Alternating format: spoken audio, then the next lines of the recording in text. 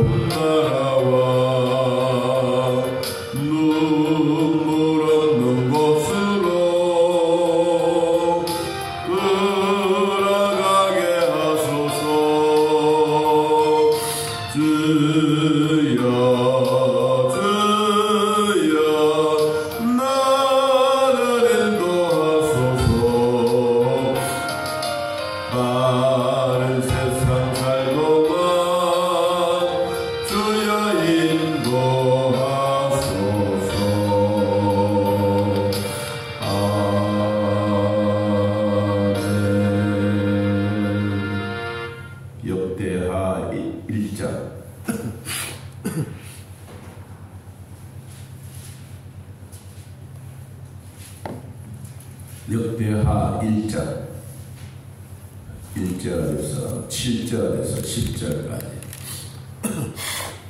역대하 1장 7절에서 10절. 자, 찾으시면 하나님 말씀을 함께 했습니다. 그날 밤에 하나님이 솔로몬에게 나타나 그에게 이르시되 내가 네게 무엇을 주랴. 너는 구하라 하시니 솔로몬이 하나님께 말하되 주께서 전에 큰 은혜를 내 아버지 다윗에게 베푸시고 내가 그를 대신하여 왕이 되게 하셨사오니 여호와 하나님이여 원하건대 주는 내 아버지 다윗에게 허락하신 것을 이제 굳게 하옵소서. 주께서 나를 땅의 티끌같이 많은 백성의 왕으로 삼으셨사오니 주는 이제 내게 지혜와 지식을 주사 이 백성 앞에서 출입하게 하옵소서. 이렇게 많은 주의 백성을 누가 능히 재판하리까 하니. 아멘. 역대하는 이 에스라가 기록한 역대서입니다. 제사장이요 학사요 또 서기관이었던 스가랴의 아들 에스라. 에스라가 이 글을 쓰면서 주로 유다 왕 남쪽 나라의 왕으로서 그 내용들을 소개해 주고 있습니다. 역대하라고 하는 것은 이 각 시대의 일들을 요약하고 종합적으로 우리들에게 보여주고 있는 내용들입니다. 그래서 이 솔로몬 왕부터 시작해서 이 유다 나라가 멸망하기까지 그 내용들을 기록한 책입니다. 거기에 보면 하나님이 솔로몬에게 주셨던 복에 대한 내용들이 나오는데 그냥 복 받으라 이게 아닙니다. 우리 성경을 한번 몇 가지를 찾아보면 하나님이 솔로몬에게 주셨던 그런 복이 임하기 전에 먼저 솔로몬이 하나님께 행했던 내용들을 우리가 한번 찾아보면 좋을 것 같습니다. 1장 1절에 다윗의 아들 솔로몬의 왕위가 견고하여 가며 그의 하나님 여호와께서 그와 함께 하사 심히 창대하게 하셨다라고 소개합니다. 다윗의 아들로서 솔로몬이 왕위가 견고해지고 있을 때 단단해지고 강하여지고 있고 또 안전한 나라가 되고 있을 때 하나님이 이들에게 함께 하셨던 창대의 복입니다. 우리가 이 앞으로 읽어보지만 역대하를 읽어보면 언제 하나님은 이스라엘 나라에 부귀 영화를 주셨느냐. 그것은 하나님의 말씀에 순종할 때는 큰 나라에 부귀영화를 주고, 그리고 불순종할 때 나라뿐만 아니라 멸망의 길로 가버리는 그런 것을 보게 됩니다. 오늘 하나님이 솔로몬에게 주신 복은 내가 너와 함께 하사, 하나님이 함께 하사 그에게 장대의 복을 주셨다. 두 번째, 2절, 솔로몬이 온 이스라엘의 전부장들, 백부장들, 재판관들과 온 이스라엘의 방백들과 족장들에게 명령했다. 명령. 왕이 명령하는 것입니다. 왕이 명령하는데 여기에 군사력이 있습니다. 첫째는 전부장, 백부장, 그리고 50부장, 10부장, 이 내용들은 아니고, 그래도 우두머리에 있는 지도자격에 있는 사람들을 불러서 하나님께 명령을 받았는데, 그것이 바로 뭐냐 하니까 하나님의 언약궤가 기브온 산당에서 이제 예루살렘으로 옮겨지고 있는 그 모습들을 보면서 하나님은 무척 기뻐하신 내용들이 나옵니다. 그래서 하나님의 언약궤가 예루살렘 회막에 도착해서 이 일을 놓고 솔로몬이 하나님 앞에 큰 일을 행한 내용이 나오죠. 여러분 6절을 보면 여호와 앞에 곧 회막 앞에 있는 녹제단에 솔로몬이 이르러 그 위에 1000마리 희생으로 번제를 드렸더라. 제가 참 궁금했던 게 1000번제를 어떻게 드렸느냐, 매일 한 마리씩 드렸느냐, 아니면 한꺼번에 1000마리를 드렸느냐. 이건 학자들마다 다 얘기가 다릅니다. 다르지만 이 종합적으로 어느 그 학자의 글이 있었습니다. 그 글이 뭐냐니까 이 행사를 진행할 때 그냥 한꺼번에 확 한 게 아니고 대부분 일주일 아니 2주일 정도 이런 행사가 진행되어지게 되면 그 7일에서 한 보름 정도 되는 그 긴 기간 동안 1000마리의 번제를 하나님께 드렸다. 그러니까 이 행사 내용하고 있는 그때 그 동안에 7일에서 14일 정도 되는 그때 1000마리의 양을 하나님 앞에 번제로 드렸다라고 하는 내용입니다. 그래서 그 행사가 다 끝나고 그날 밤에 하나님은 솔로몬에게 나타나셨다. 10절에 그렇습니다. 이 내용이 뭐냐 하니까, 그러니까 하나님이 이 솔로몬으로부터 받았던 그 기쁨은 1000번제를 드렸을 때 뭐 솔로몬이 잡고 뭐 그랬겠습니까? 그건 아니잖아요. 그런데도 불구하고 모든 백성들이 예배를 드리기 위하여 다 동일한 마음을 가지고 왕부터 시작하여 모든 백성들 한 사람 한 사람들이 이 번제를 드리려고 하는 그 마음을 하나님은 보시고, 그리고 1000번제를 받으셨다라고 하는 것입니다.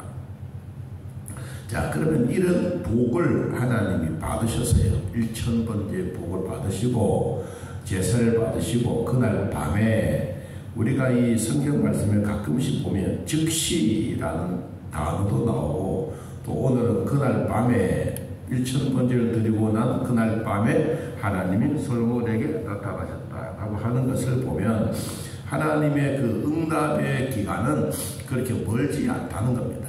어떨 때는 즉시 일어나는 일이고, 또 예수님 시대 때도 물고기를 잡으려고 갈 때도 그렇지 않습니까?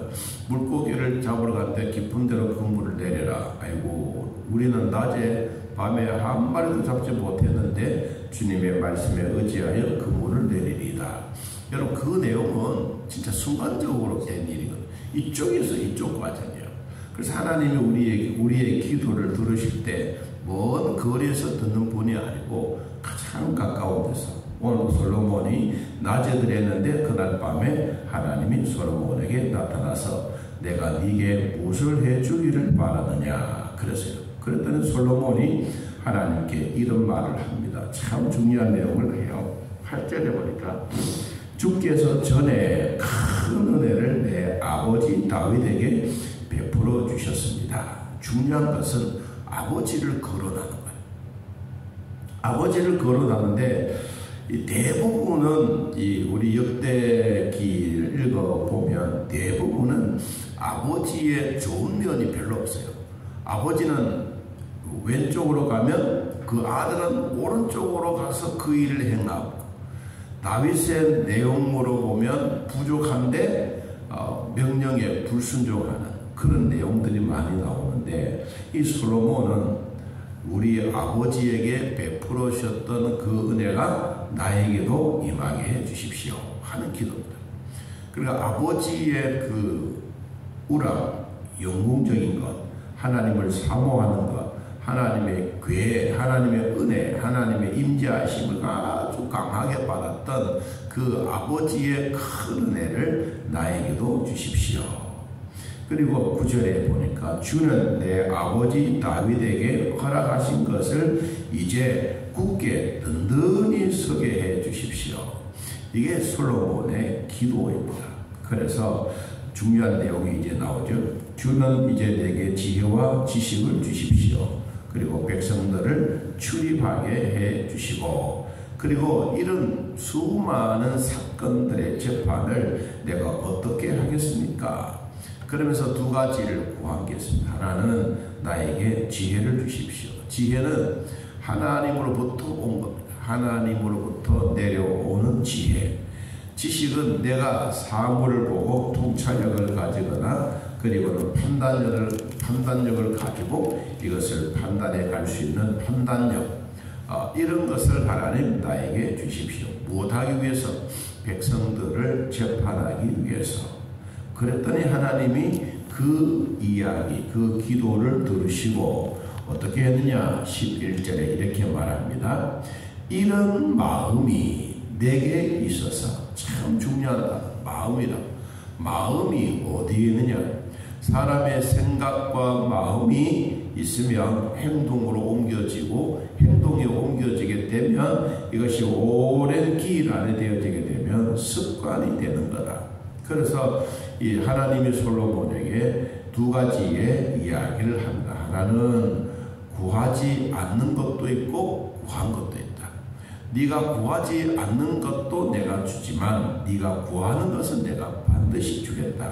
그것이 구하지 않는 것. 첫째는 마음이 있어서 부와 재물이나 영광과 원수의 생명을 멸하기를 구하지 아니하며, 장수도 구하지 아니하며, 요 앞부분까지는 구하지 않는 것을 하나님이 알고 계시고, 그 다음에 구했던 것이 뭐냐? 오직 내가 네게 다스리게 한 내 백성을 재판하기 위하여 지혜와 지식을 구했다.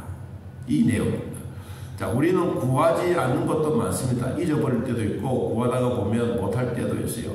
우리는 한 영혼의 생명을 두고 하나님 앞에 기도합니다. 주여, 우리의 사람들을 믿음으로 구원의 백성이 되게 해주십시오. 하나님 나라가 이루어지게 해주십시오. 우리의 간절한 기도입니다.